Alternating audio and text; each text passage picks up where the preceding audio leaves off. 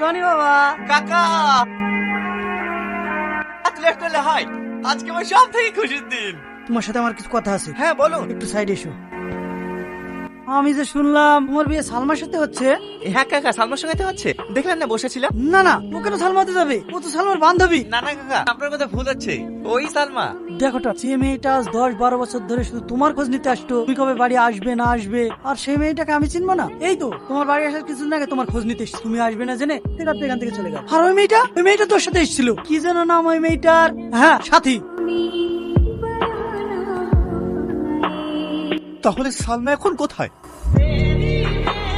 কর্তা, আজকে যদি মাইকেল জ্যাকসন বেঁচে থাকতো না, আপনার নাম দেখে সেও হার মেনে যেত। এই ঠাট্টা করছিস? এই তুই বল, এই বয়সে যদি সালমার মতো মেয়ের সাথে বিয়ে হয় তাহলে আমি না নিচে থাকতে পারি? সাথী তোমাকে আবার ডাকছে। হ্যাঁ যাচ্ছি।